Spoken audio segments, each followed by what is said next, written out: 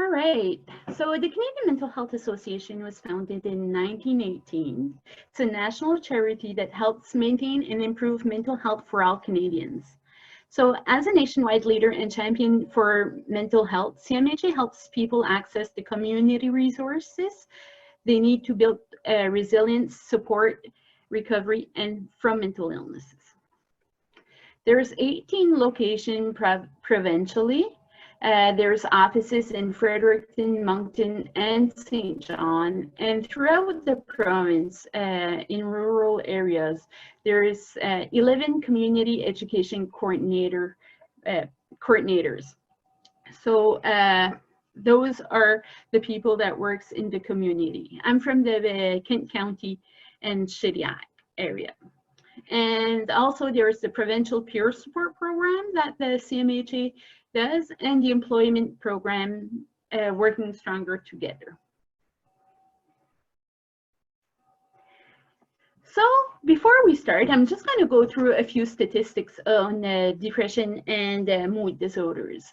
So the following statistics come from the research study and research reviews conducted by the Center for Addiction and Mental Health. So almost 3 million Canadians have serious depression, but less than 1/3 seek help. During their lifetime, 5 to 12% of men and 10 to 25% of women will experience at least one episode of major depressive disorder. The next one, anxiety and depression account for 79% of all psychiatric diagnoses. And for the last statistics, the World Health Organization predicts that by 2020, major depression will be second only to heart disease as a leading cause of disability worldwide.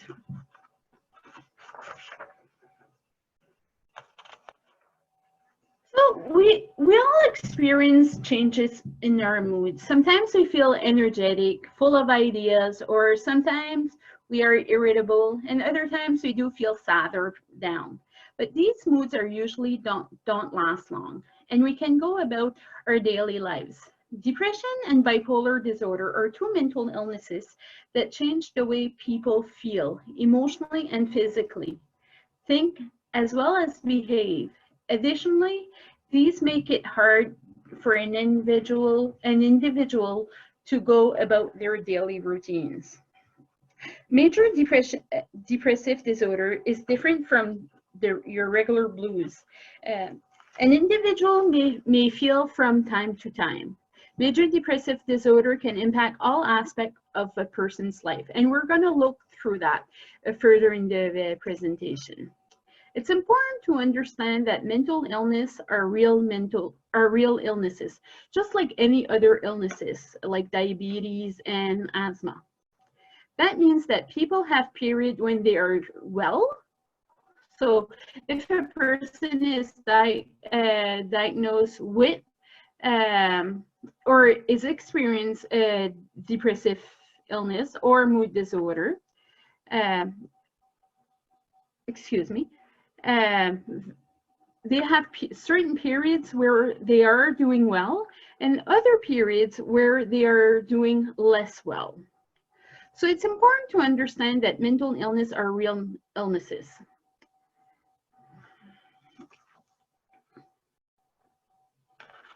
So what is depression? Depression is a mental illness that affects a person's mood, more than just a bad day or feeling the blues, like I was saying earlier. Without support, like treatment symptoms, it may last a long time. Mood impacts the way a person thinks about themselves, relates to others, and interacts with the world around them.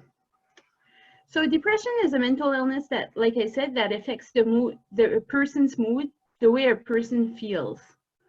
It also impacts the way people think about themselves, relates to others, and interact with the world around them. Some feel irritable or angry, and that you see that mostly in men. People lose interest in things they used to enjoy and withdraw from others. So when a person is experiencing mental illness or depression, they might have liked to crochet, or they might have liked to spend time outside, but because of their depression, they might lose interest in that. Also, with depression, it can make it hard to focus on certain tasks and remember information. It can be hard to concentrate, learn new things, and make decisions. Depression can change the way people eat, sleep, and many people experience physical health problems. So later on in the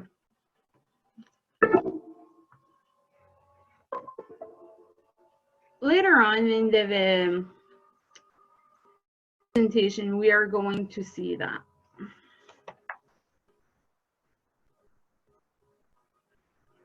Excuse me, just 1 second. Can you guys just send me a chat? Okay, start video. I'm not sure. I think I might have lost people. Can you just let me know in the chat if you can see me or hear me? Okay, perfect. Sorry about that. I thought I had lost you for a minute. Okay, thanks.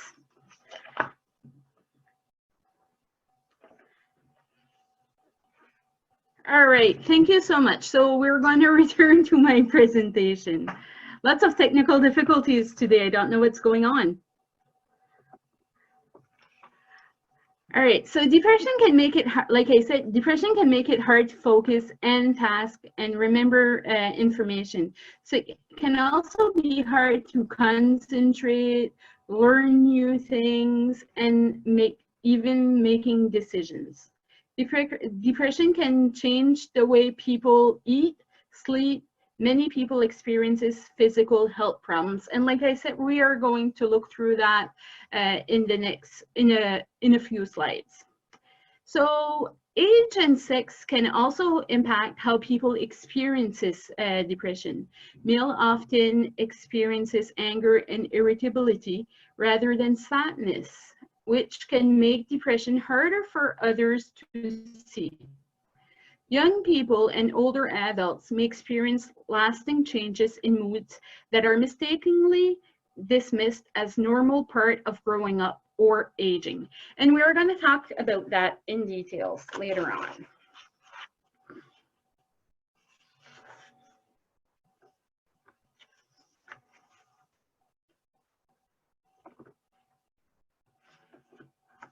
Bipolar disorder. Bipolar disorder is another mental illness that affects a person's mood. So bipolar disorder, with people with bipolar disorder, or we don't say disorder anymore, we say more illnesses. So people with bipolar illness experience episodes of depression and also episodes of mania. An episode of depression in bipolar disorder would be the same as what I just explained to you in the previous slide. Mania is an unusual high mood for the person. People may feel like their thoughts are racing, and unusual high moods for the person. They also feel like their thoughts are, they are more hyperactive, and they have an unrealistic confidence. They are happy and very powerful. Many people don't sleep much, and when they experience mania, they may act out thinking and do risky things like they wouldn't normally do.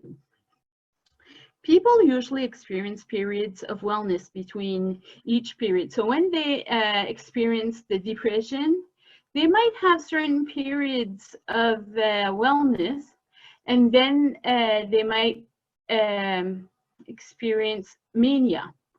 Episodes of depression or mania generally last for a period of time, though a small number of people may experience episodes that change quickly. The frequency and type of episodes can also vary greatly. For example, some people experience many episodes of depression with only a few episodes of mania. Other experiences long periods of wellness between only a few episodes in their lifetime. So there's a different category, if you want, or different types of bipolar. So the first one is bipolar 1 disorder. So it's when you experience at least one manic episode or mixed episodes. Most people who have bipolar 1 disorder also experiences episodes of depression. Manic episode lasts for at least 1 week, and the depressive episodes can last at least 2 weeks. Both may continue for many months. Bipolar 1 disorder is the most severe form of the illness. For the second one, the bipolar 2 disorder is when you have mostly episodes of depression plus occasional episodes of hypomania. Hypomania is a milder and shorter form of mania than usually lasts just a few days, but it can still impair your functioning. Between episodes, there are usually periods of wellness, and the risk of suicide is higher for this type of bipolar disorder. It can be hard to tell the difference between hypomania and irregular good mood. So bipolar 2 is also often not recognized as easily as the bipolar 1. The third type is the cyclomimetic disorder. This is when your mood changes constantly and quickly from one period of hypomania to depression. You're rarely in a normal mood. Cyclomimetic disorder usually begins early in life, and the symptoms are constant that they are often mistaken as just part of your personality. But these mood swings can impair your life and create chaos, as you may be feeling on top of the world one day and feeling down and depressed the next day. There is also another type called hypomania. It's a milder form of mania, but more extreme than just a regular good mood. The next one, mixed episodes, are one in which you have symptoms of both mania and depression at the same time. For example, you might feel excitable, agitated, like you do when you're in mania, but while also feeling depressed and hopeless. So it's a combination of the energies. Of the energy, agitation, depression, and makes a mix of episodes most dangerous of risk of suicide. The rapid cycling is when a person with bipolar disorder experiences 4 or more mood swings in the episode in 1 year. So that's what for the bipolar illnesses. The next one we're going to see is the seasonal affective disorder. Seasonal affective disorder is a type of clinical depression that occurs usually at a particular time in the year. Winter for most, however, can emerge during any season. It can repeat itself seasonally for years. Women are usually 8 times more likely to suffer seasonal affective disorder, and usually appears when people are in their 20s and 30s. I have been recently diagnosed with seasonal affective disorder, but I've been experiencing seasonal affective disorder for the past probably 8 years now. So as soon as October comes, I start having symptoms in depression. So the symptoms in the seasonal affective disorder are low mood, reduced interest in things that normally brought pleasure, oversleeps by 4 or more hours per day, fatigued and low energy, carbohydrate cravings, and weight gain. So what could cause seasonal affective disorder? So, well, we know as soon as October hits, or even winter, we have fewer daylight hours, which can reduce the chemical in the brain. It can also have disruption, hormone disruptions with the cortisol and our thyroid. A low winter temperature may trigger the body to rest. Psychological mechanism and personality traits may also contribute to the factor. And it also occurs frequently for people that lives away from the equator, just like us Canadians. So how can we treat seasonal affective disorder? Well, there is light therapy, and there is also antidepressant and psychotherapy is also thought to provide beneficial results.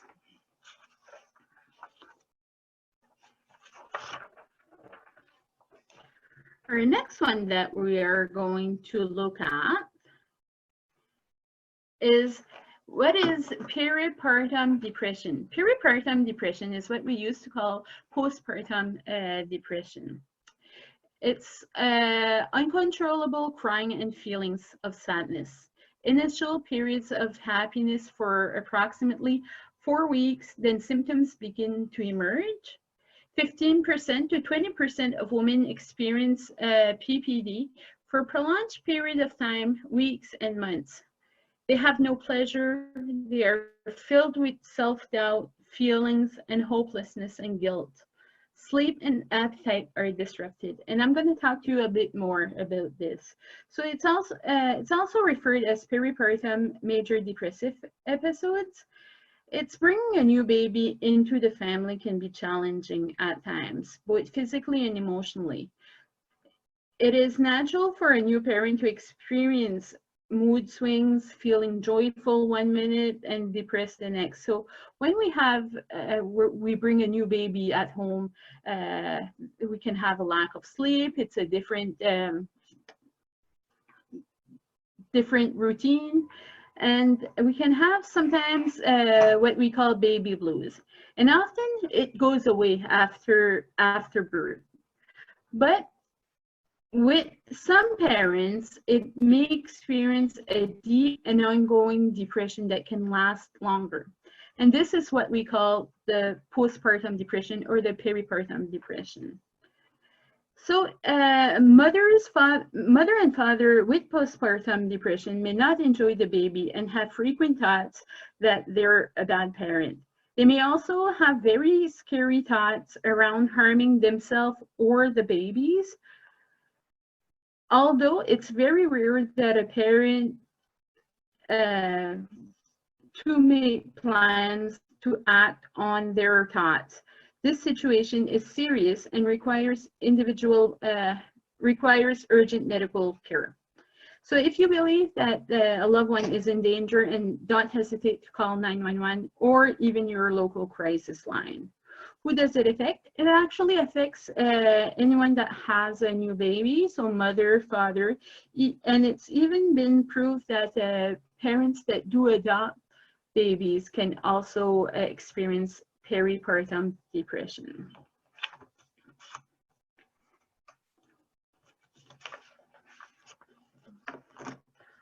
Postpartum depression is likely caused by many factors that work together, so including family history, biology, personality, life experiences, and the environment, especially sleep deprivation.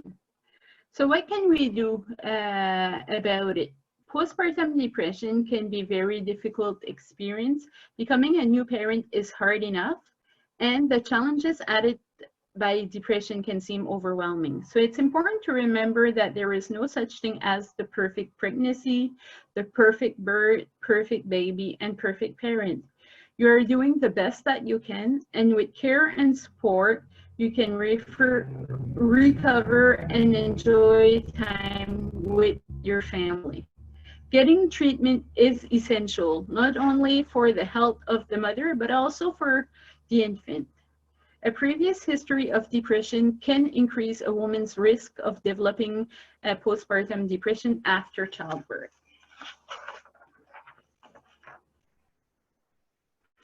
Now we're going to look at what causes mood disorder.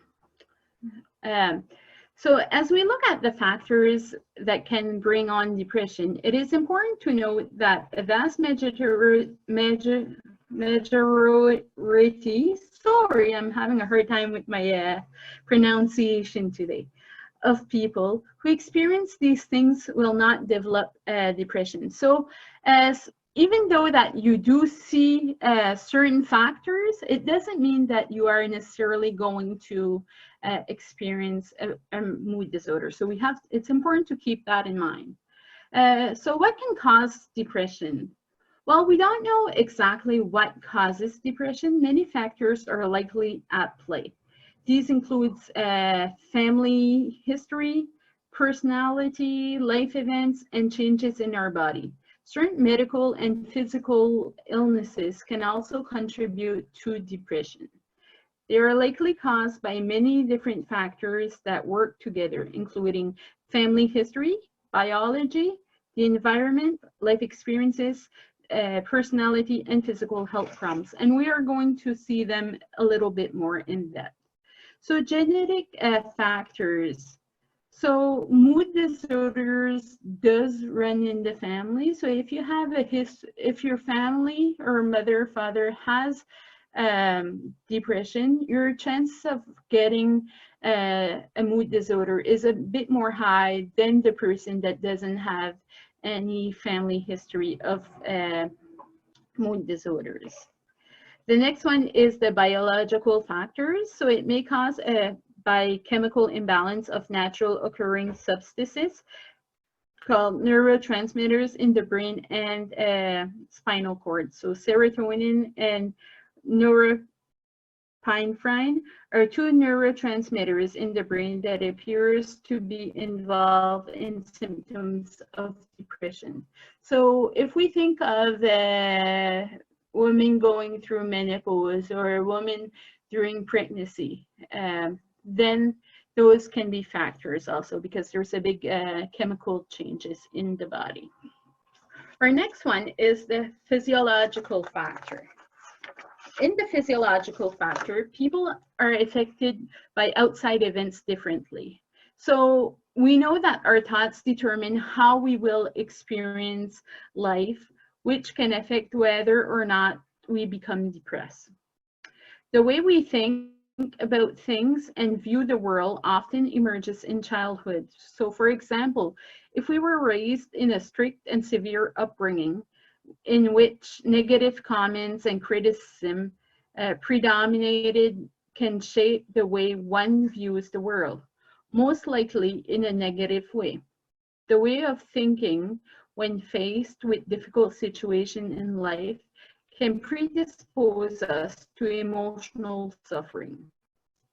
A history of childhood physical and emotional abuse, trauma, or parental loss is associated with high rates of depression. According to Mood Disorders Society of Canada, women are twice as likely to develop depression, which can be associated with menstruation, like I was saying, childbirth, and menopause, suggesting that hormones may play a role.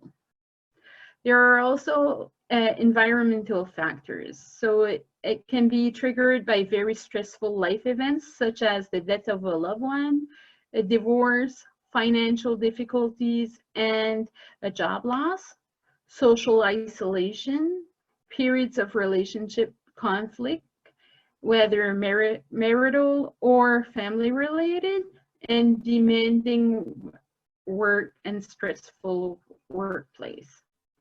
Also some health issues, especially when a person has a chronic illnesses. Some medication can also interfere important brain neurotransmitters.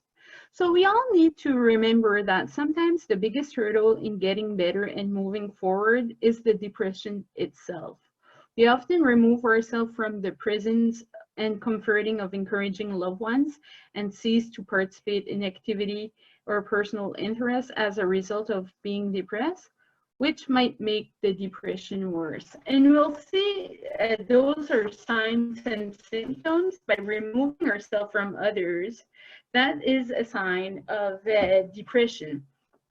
So by removing ourselves, it's just going to create more depression, because it's important for a person to socialize, right? And also socialize and have some connection with humans.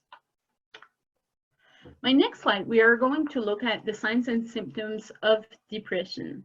So it's important to note that there are times in our lives where we feel down, and as a result of an event such as a separation, divorce, illness, or job loss, we feel down, angry, and frustrated, maybe a loss of control and sadness. These are normal feelings that we have. However, when it comes to having a major depression, it's simply a temporary change in our moods, and it's not, I'm sorry, it's not simply a temporary mood and change of mood, and it's not a sign of weakness. It's a real medical condition, and it affects many parts of our body, so emotional, physical, behavioral, and also it has cognitive symptoms. And we are going to look through these a little bit more in details. So when I'm talking about an emotional signs and symptoms of depression, the person might be feeling sad, worthless, hopeless, guilty, and anxious. A person can feel anger and irritable. And we see that in women, but we see mostly that in men. So that's why it's so hard to put a diagnosis on men, because they don't have the same as symptoms, right? We might think that they're only angry or irritable for a certain thing, but after a while, if you notice any signs of anger and irritability in male, it would be important to talk to a medical professional. Becoming withdrawn, like I was saying, becoming withdrawn, not seeing friends anymore, not socializing with family and friends, and maybe spend more time in our bedroom, or if we have a second living room, spending time alone. Canceling plans that we were looking forward to. Also, thoughts of suicide. Loss of interest or pleasure in activities or hobbies previously enjoyed. Maybe we used to be interested in crocheting or different activities and doing puzzles. Now the interest is less there. So that can be signs. When it comes to physical signs, we talk about low energy, psychomotor impairment. Everything is slowed down. When I was reading my notes before the presentation, psychomotor impairment, if you think of Eeyore in Winnie the Pooh, that's a good example. He's talking slow, he's walking slow. Also, the person can have aches and pains, headaches, joint pain, stomach pain, insomnia. Maybe a person can sleep less, right? Have a harder time falling asleep, or waking up in the middle of the night and thinking. There's also hypersomnia, where they're sleeping all the time, so excessive sleep. A change in weight gain or loss. Other signs when it comes to behavioral, it's a change of appetite. It's most commonly a decrease of appetite. The person is no longer hungry. They don't feel hunger, or they'll go. They want to have breakfast, lunch, and they'll only have supper. Restlessness, agitation, or they might feel jumpy. Withdrawal from the social activities. Again, they might have, maybe they used to like to do social activities. Now they are withdrawing. Neglecting oneself and their environment. They might not take care of themselves like they used to, or shower. They wash themselves less, or their hygiene is less. Possible increase or misuse of drugs. Maybe it was a person that didn't drink and the person started drinking more alcohol or experiencing drugs. Or maybe it's a person that was drinking, but they increased their amount of drinking and alcohol, or drinking and drugs. When we talk about behavioral signs and symptoms, the people experiencing behavioral signs and symptoms are having difficulty making decisions. The indecisiveness, trouble with concentrating or focusing, may cause diminished ability to think, and have the sense that something bad is going to happen. So those are all signs and symptoms of depression.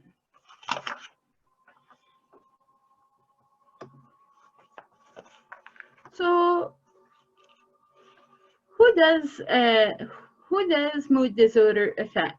So mood disorders often starts between the age of 15 and 30, but it can affect anyone at any age. While a diagnosis of a mood disorder affects the individual directly, it also has a huge impact on their family and friends. And I'm going to talk to you a little bit on mood disorders when it comes to children, youths, and young children. So while we may think of a low mood or other challenges as an adult, some of us think that a low mood or other challenges are just adult problems. It can also affect people at any age. So children and teens can experience mental illness just like depression.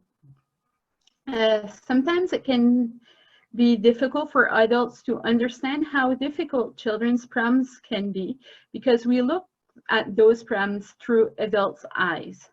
But the pressure of growing up can be very hard for some children. It's important that we remind ourselves that while their problems may seem unimportant to us as adults, they can feel overwhelming to young people. It's important to take depression in young people very seriously. So recognizing depression in young people can also be difficult to recognize just as depression in adults because young people experience many changes. You may wonder that what is normal and what might be a problem.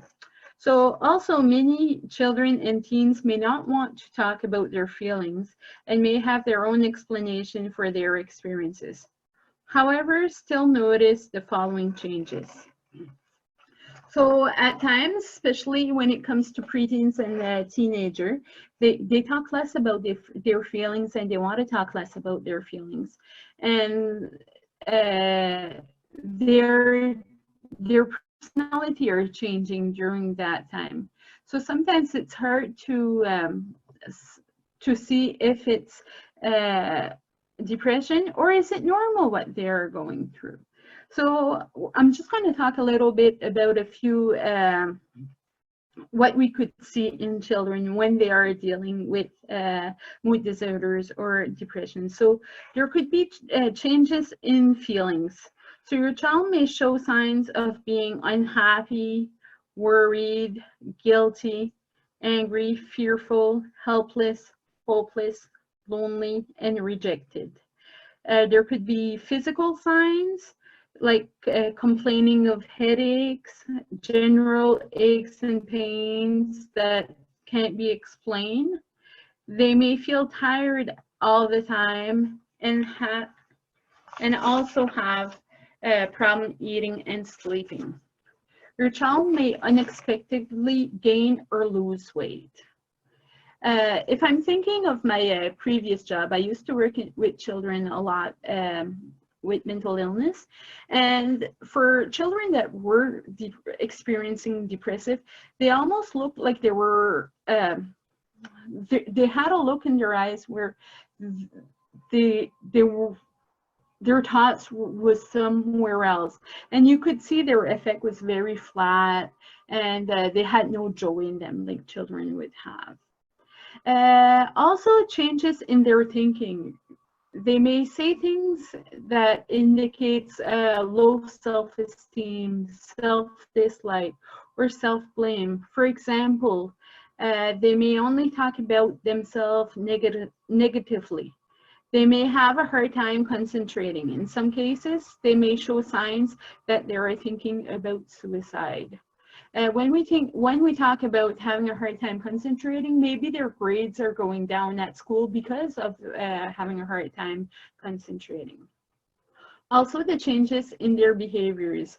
They withdraw from others, they cry easily, show less interest in sports and games like maybe previously they did before, and they might overact and sudden outbursts of anger or tears over small incidents. Some of these changes may be signs of mental health problems other than depression. It's important to look at a bigger picture. So how intense are the changes? How they impact your child's life, and how long do they last? It's particularly important to talk to your child if you've noticed several changes lasting more than 2 weeks.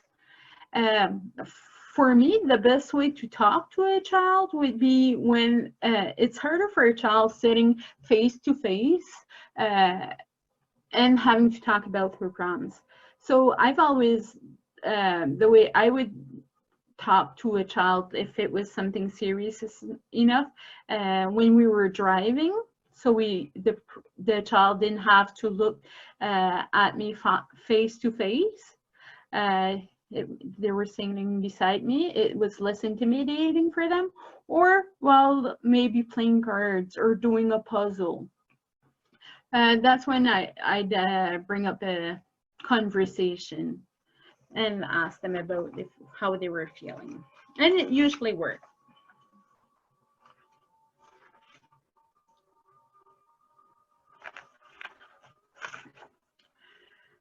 So when we talk about depression, depression can also coexist with certain medical conditions. So having a chronic medical condition or illness is a strong risk factor for experiencing depression.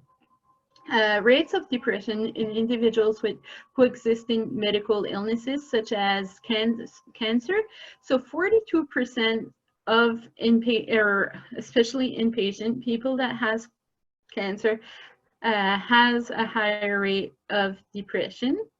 18 to 26% of people that has heart disease can be affected or experiencing depression. 33% for diabetes, 27 to 60% for dementia, multiple sclerosis 6 to 60%, Parkinson's disease 40%, 30 to 50% of people that has had a stroke can have depression, and about 50% of people that uses alcohol or drug can have depression. So the symptoms of other medical illness can also mask and mimic the symptoms of depression, so making it complicated to identify. The side effect of some medicine can do the same thing, and it's difficult for some people to talk about their feelings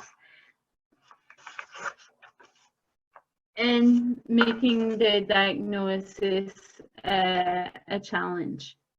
But we have to keep in mind that there is hope. The good news is that treatment works. Treating depression is shown to improve the coexisting illness and extend life. Treatment also improves quality of life for both patients and their caregivers. So remember, ongoing depression is never normal, and there are many important reasons to treat it. So treatments and support for mood disorders. So if you experience symptoms of depression for longer than 2 weeks, it may be a sign of serious long-term depression. A major depressive disorder that can only be diagnosed by a qualified professional. It's also important to get help from a doctor or a qualified mental health professional. There are many ways that you can help reduce the symptoms of depression while improving your overall physical, mental, emotional, spiritual well-being. So we all know that mood disorders are very treatable in children, teens, adults, older adults can all recover. For children and teens in particular, early identification and treatment is important. So as soon as we do see signs and symptoms, and the doctor, we bring them for treatment, the quickly they can start their recovery process. So many communities offer programs that supports healthy children and build social connection. These are also helpful in building resilience strategies to cope with symptoms. There's also the cognitive behavioral therapy that teaches people how their thoughts, feelings, and action works together. It also teaches skills such as healthy thinking, problem solving, stress management. There's also support groups. So in different communities, there are support groups. So that helps the person experiencing depression not feel alone. And it's important for people to, if they want to participate in support groups. So depression and bipolar disorder can involve isolation. So it helps them work to cope with their symptoms, and isolation can add to mood problems. It's a safe place where they can share their experiences, learn from others, and connect with people who understand what they are going through. Medication is also something that helps with when it comes to mood disorders. So when it comes to depression, antidepressant is the main kind of medication. So one medication can work for a certain person and it might not work for another person. So we are all unique. And sometimes it takes a few tries, trial and errors when it comes to antidepressant to see which one is going to work perfectly for you. So it's important to be open with your medical professional about your signs and symptoms and the side effects and what works and doesn't work. So also there are many different classes and types of depressants, like I was just saying. When it comes to bipolar disorder, it's usually treated by a mood stabilizer. So also, while medication can help with some symptoms, many studies have shown that most effective way to fight depression also includes a combination of medication, psychotherapy, and self-care. So by doing the three of them, your chances increases in your recovery. Self-care. So self-care is not only important or effective, or no, let me back up a bit. Self-care is not only important for people that is experiencing mood disorder, but it's important for everyone. It's a strategy that are important and effective ways to build resilience, stay well, and like I said, it's not only for individual living with mental illness, but everyone. It includes eating well, exercising, spending time with others, and doing fun activities.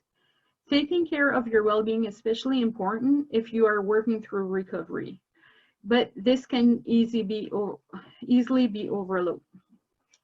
Other options can be ECTs, electroconvulsive therapy. That is a therapy that is used in the hospital. I'm not very aware. I don't have a lot of information about it, but that is one of the therapy. And also light therapy, especially for seasonal affective disorder. When it comes to relapse prevention, a big part of our recovery is learning to recognize relapse. So learning to recognize the symptoms that comes back. So if we educate ourselves of our mental illnesses that we have been diagnosed with, the sooner that we do see the signs and symptoms, the sooner we can go for help, and we might catch it before we go too deep into that depression. So if you need more help, you can contact your community organization like the Canadian Mental Health Association to learn more about support and resources in your area. And there is also the mental health centers in your area. I'm going to talk a little bit of self-education. I think it's very important that we self-educate when it comes to if we have a mood disorder or any mental illnesses. Actually, if we have any mental illnesses, it's very important to self-educate and also educate others around us about our illness. So when we talk about self-education, it's also an important part of self-care. One of the features of depression is that it has distorted thinking. So everyone who has depression should learn as much as they can about the illness. This achieves three things. So it allows you to understand the illness. It also will underline the fact that these are real medical disorders and will help to fight prejudice and stigma. So just like asthma and diabetes, mood disorders are real life illnesses. So it's important to understand that. It would also give you knowledge and tools that you can use to help yourself. Don't allow friends or well-meaning family members to make you feel ashamed and guilty about seeking medical care. Educate those around you for the facts of depression. So when we educate ourselves, it helps us, like I said earlier, to know our symptoms, what works, what doesn't work. And the more we know about it, we can catch it before. And also, if we teach our loved ones what are the signs and symptoms of our illness, then they understand if we are, let's say, isolating more, they can keep an eye out on us. Maybe we are relapsing.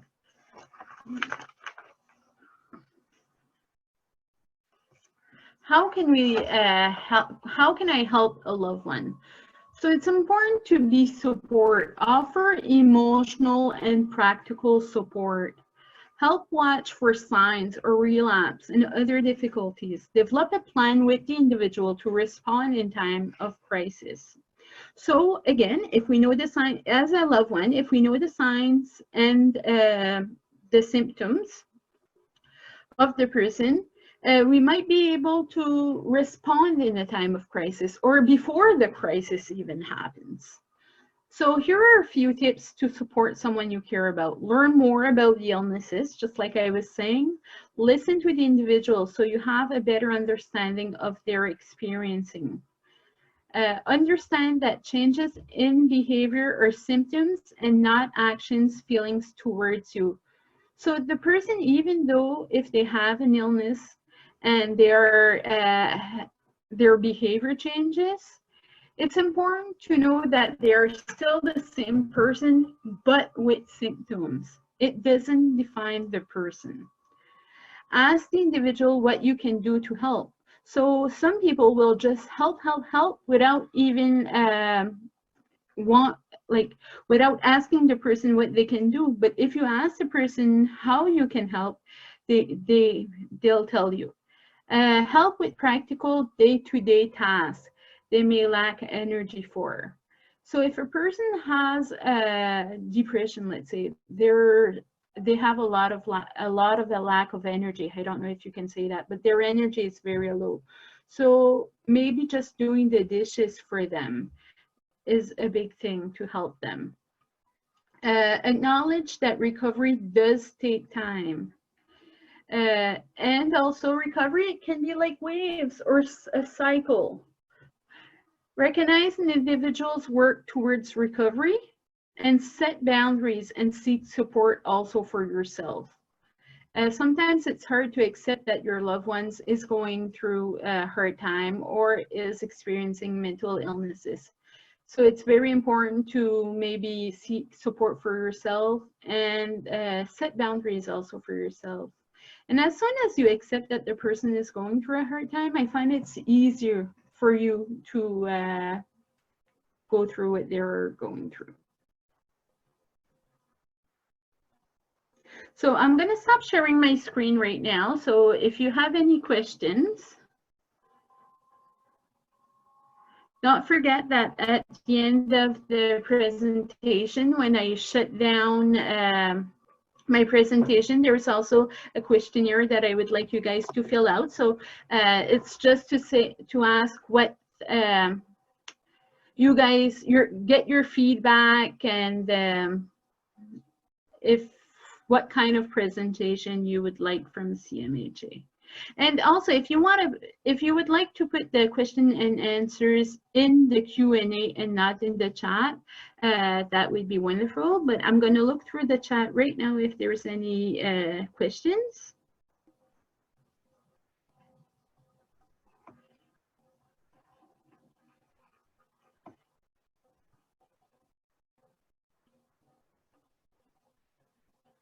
Is it going to be posted on YouTube? Unfortunately, I need to leave soon. The person must have left. This presentation might not be put on YouTube, but a presentation on depression will be put on YouTube, yes.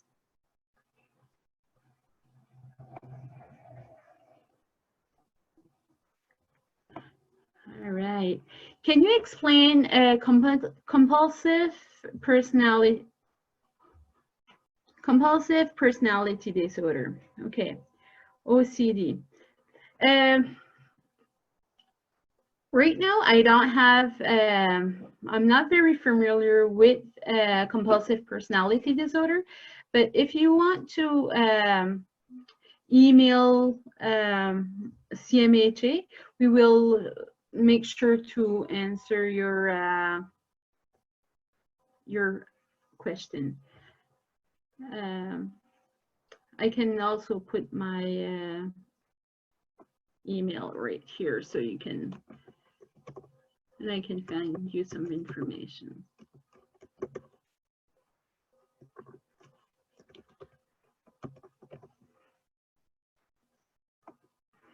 All right. Will I be able to get this presentation shown? My son just got diagnosed with depression. Unfortunately, I can't share the slides of the presentation, but it will be on it should be on YouTube. Maybe not with me doing the presentation, but one of my co-workers.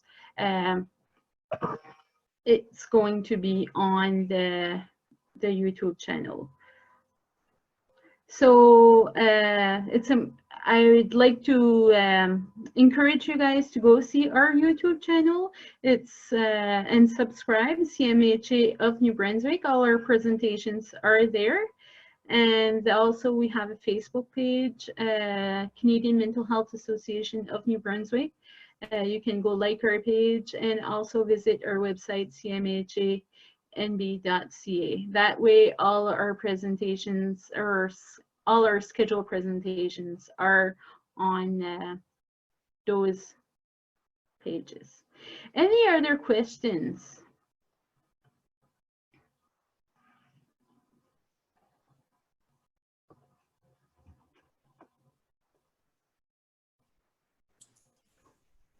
There are a couple in the chat section there, I see, Marie-Cecile.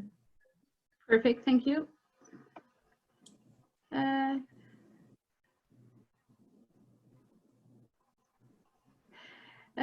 So asking if Moncton has a group support. Actually, if you want to, I'm not very sure if there's any group support in Moncton, but you can check with CMHA Moncton and they'd be happy to answer your questions, see if there's any group support. What if they do not tell or ask what happened to them and they do not ask for help when we ask them? Should we leave them alone?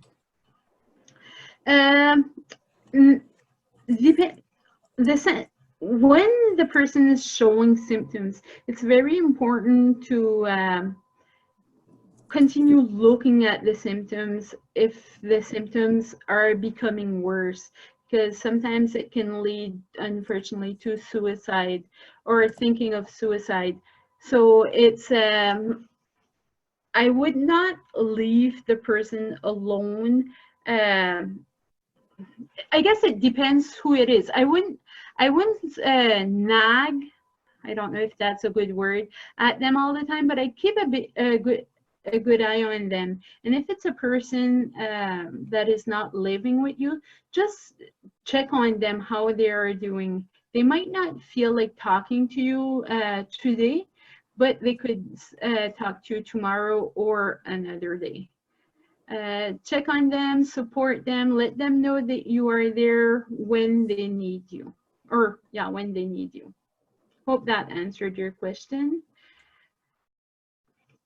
Any other questions?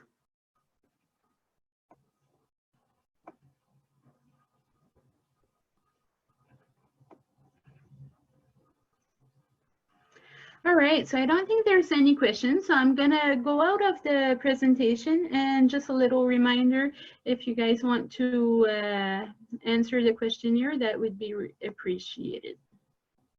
I'm wishing you all a good week and also a good weekend.